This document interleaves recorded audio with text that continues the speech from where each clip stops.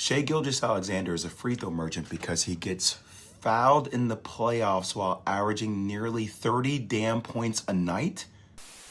125 free throw attempts in 13 games. Wild, mind-boggling, right? Unless you're, I don't know, LeBron in 2009, 188, MJ in 89, 190, D-Wade in 06, 136, Kobe 140, Larry Legend 138, Magic 134, or I don't know, AI 129. So basically, Shai is doing what legends have always done, but now it's a problem? Doris, they had to be crazy just to play again at this time of year to go almost a week without playing. No doubt, Mike. And what you like the most? Points today. Hit 2 in a row at one time, and that was it. Michael ducks in. Not giving up an easy 2 in a conference final. Gilgeous-Alexander this time draws the foul. Standing. Everyone is covering. Jordan. SGA trying to draw a foul and gets one. Over in that huddle of how they're going to cover. Michael Jordan goes in and draws the foul. He said, every time I play against Detroit, I feel like I've been in a fight. Watch the forearm right there.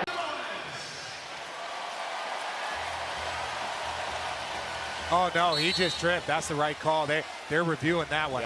So basically, Shai is doing what legends have always done, but now it's a problem? When it comes to this era of NBA basketball in the 2020s, by far the biggest critique, biggest nitpick for this era is that defenses aren't allowed to play defense, as looking at the rulebook, almost entirely slanted in the offense's favor. How about this matchup? 2 young studs in the association. And the crowd going berserk as the little head jerk. Young running the floor. And Garland commits the foul, takes a shot to the head. 4.5 in the third. Wheeling inside Brunson with the bump in the mouth, winning a foul. No, they're going to count it? Now, looking at this year's postseason, the physicality, the defensive contact being allowed, it rivals past eras when the NBA was at its peak and most entertaining. And looking at 2 series in particular, that being Houston versus Golden State, OKC versus Denver, the 2 superstars in both these series got absolutely pummeled by physical basketball. But Caruso's really making it difficult on Jokic. Trying to overpower him, and he does. Warriors with their offensive rating of number 15. They just got clocked on the top of the head. Pass inside, what a catch. Gets his offensive rebound, goes back up, stripped and stolen. As much as any player on the team. And he's a big-time shot maker on top of that. Curry inside, scoops it home for 2. Shot clock at 8. They've got to work judiciously inside to Jokic. So that right there from OKC as well as Houston is great physical defense, playoff level defense. If that game was in mid-December, early January, that's 1 foul here, 2 fouls there, Denver and Golden State in the bonus for the entire half. And that's one big point I do want to make. Regular season physicality versus postseason physicality, that gap's never been bigger than in 2025. As looking at the overall numbers, teams this year in the regular season averaged 113.8 points per game, a fairly high number. In the postseason, it's dropped by over 6 points per game to 107.7. Now, why is that important? A 6-point drop. That is the biggest single season drop, regular season versus postseason, in NBA history. That's interesting. That's very interesting. Now, with that being said, NBA refs improving, the game improving, there's still some big time flaws in the refs not being consistent. For example, Game 1 of the West Finals, OKC versus Minnesota. This game right here was an absolute disaster class on how not to call a game in the Western Conference Finals.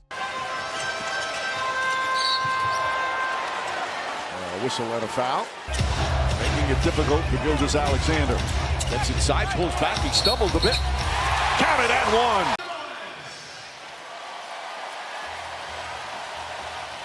Oh, no, he just tripped. That's the right call. They're reviewing that one.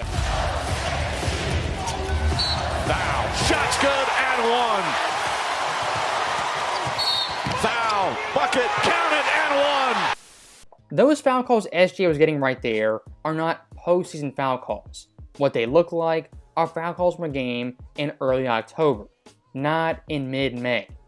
And look, for someone like SJ, the MVP, a top 5 player, some would say top 3, even the best player, this guy at his core is a phenomenal player.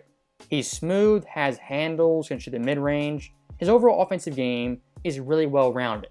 But much like a prime James Harden, why people dislike him, even hate him, is he baits for fouls and hunts for free throws. Minnesota needed some size here for the final minute 40. Josh Minot. If you want to piss off every NBA fan, what you have to do is foul bait and hunt for free throws. Flail your arms up, dive into players, take dives to the floor, just flop around the court and hunt for fouls. What this comes down to with the NBA is Adam Silver and refs rewarding players for not playing real basketball. As how do you stop foul baiting this nonsense we saw on SJ in Game 1? You stop calling it, let them look goofy, stupid, throwing up air balls and bricks when they're baiting for fouls. When you do that, it'll eventually stop. SGA is the MVP of the league. It's been announced. Can we stop with the foul merchant narrative? Mobley stays in front of him. Boy, that's some good. Oh, they call a foul on Mobley. Nobody likes to call in this building. 7 points and 5 boards. Goes tween, draws the foul. Can we stop acting like he's only this cold because he's out here stealing free throws? Can we stop acting like he is not forcing? Listen, I understand there were some calls that are going to go here or there. He rejects the screen, steps through, got it! 6 seconds left in the quarter. Gilgeous-Alexander makes his move, puts it up, nearly goes down. If you're only looking at raw free throw attempts to determine if a player's a foul baiter or not, you're already on the wrong track. For example, look at guys like Jordan and Kobe. Jordan late 80s, 9.8 free throws per game.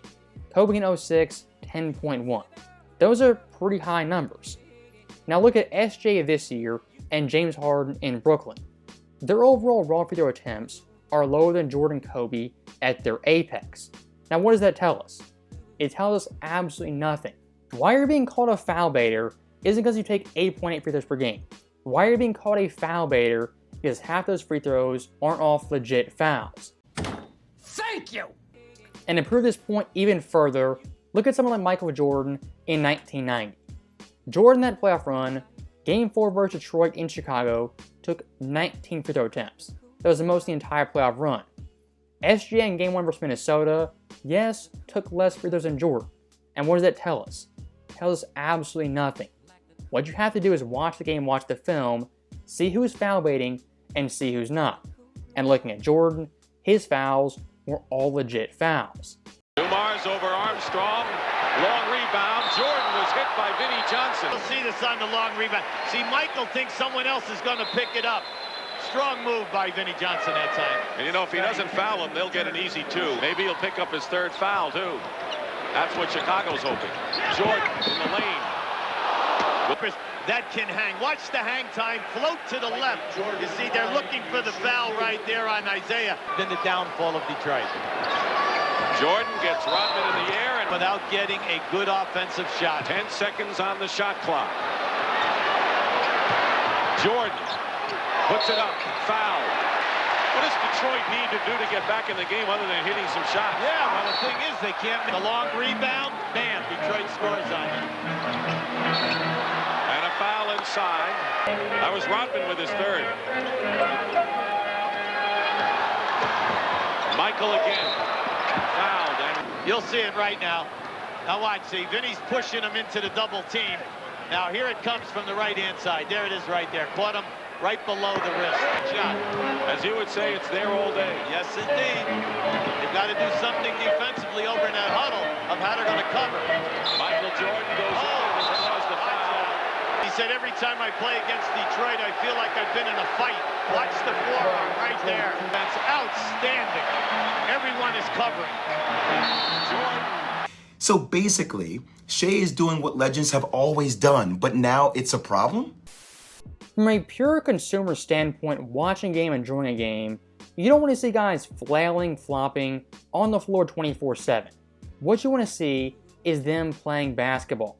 And looking at Jordan that Game 4, taking tons of punishment physicality that certain players today couldn't handle. And what does Jordan do time and time again? He doesn't fall down and flail, stay on the ground for 24 seconds, act like he's dead. For a lot of modern day players, part of their arsenal in their game is selling fouls and overselling them at that. A guy like Jordan never did that because he actually got fouled. And watching the entire game 4 start to finish, I mean, there's some plays where Jordan, if he played in today's era, could have exaggerated, fallen, drawn even more fouls. Well, Paxson definitely knew he's in a one-on-one set. Now look at the hip holding there by Dumars. We have Rodman on Michael Jordan now. He goes right around Rodman, but a double kick. Watch how fast Jordan goes by. But now Rodman recovers. See his eyes? Look at him going for that shot block. He picked the point on the floor. pretty good. It's a 12-point game. Bulls have come back. Jordan. Now watch as Jordan penetrates. Watch how Rodman comes. The fourth period. In a game like this, you're not going to get that cheap stuff. With a lot of time left in the third period. No foul. Double team. Dumars steals it. Left. His offensive board. He's making it happen. Campbell's pitbull will fly right by him. Dumars doing a number on Jordan. Lost the ball. Watch how he gets bumped and grabbed. All right, right there. There's your first bump. And then he felt that he got hit right there below the waist. Looked like he did. So looking at those plays right there, Jordan hit the deck numerous times to Joe Dumars guarding him. There were no fouls called. And look, we can debate it under 1990s rules. Are those fouls and they not fouls? We can have that conversation. But here's one thing I know for sure. In this era 2025, all those non-calls are indeed fouls. Is that a fact? That's a fact. So that right there is the end of the video, and I'll say one last thing. When it comes to the refs, the NBA, Adam Silver's league, all I want is them to be consistent on how they call it, what brand of basketball is being played. I don't want it changing based on player, game, series, or circumstance. If you're going to allow physical basketball, allow it for every team in every game. If you're going to give one player, one team cheap foul calls, allow it for the entire league. Now, do I support that? Of course not. If I had it my way, the more physical style of basketball, defense style of basketball, it would be played in every series, every game, really the entire year. And the overall gap between postseason play, regular season play would not be that large. And look, for someone like SGA, again, a great player, MVP. At this point, what do you want your legacy to be? Do you want to be James Harden 2.0, the foul baiter, the foul merchant, who hunted for fouls and cheap free throws? If you want that to be your legacy, keep playing how you're playing. If you don't want it to be that, play basketball, do your game, score 30 the ethical way. As always, thank you guys for watching. Hope you enjoyed it. I'll see you next time.